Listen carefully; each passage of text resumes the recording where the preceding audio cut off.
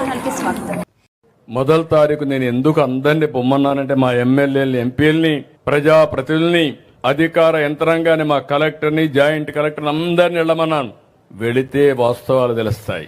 AC room లో కూర్చుంటే మీ బాధలు, మీ కన్నీళ్లు తెలియవు. అందుకే ఈ రోజు అందరూ కూడా ఇక్కడికి వస్తున్నారు. వచ్చినప్పుడు వాస్తవాలు తెలిస్తే తదనుగుణంగా పనిచేసే పరిస్థితి వస్తుంది. అందుకే నేను ఇంకొక మాట కూడా చెప్తున్నా. ఈ రోజు నేను మా అధికార యంత్రాంగాన్ని, రాజకీయ నాయకుల్ని పూర్తిగా నమ్ముతున్నా. కానీ నేను వీళ్ళు కరెక్ట్ గా చేస్తున్నారా లేదా అని కూడా టెక్నాలజీలో చూసుకుంటున్నా. నేను పింఛన్ ఇమ్మన్నాను. పింఛన్ ఎక్కడిచ్చాడో మూడో కన్ను పెట్టి నేను ఎక్కడున్నా పర్యవేక్షిస్తున్నాను. అది టెక్నాలజీ.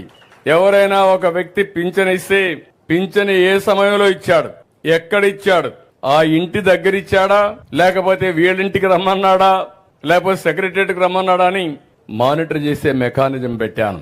దీనివల్ల ఎవ్వరు కూడా తప్పించుకోలేరు.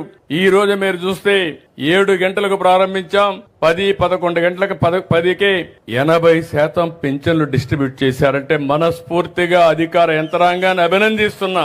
పేదవాళ్లకు మీరు అండగా ఉండండి, మీకు తోడుగా నేను ఉంటానని అధికార యంత్రాంగానికి కూడా విజ్ఞప్తి చేస్తున్నా. నాకు కావాల్సింది ఒకటే, ఈ పేదవాళ్ల జీవితాల్లో వెలుగు రావాలి. మీరు ఆనందంగా ఉంటే చూడాలని ఏకైక కోరిక తప్ప నాకు ఇంకొక కోరిక లేదు.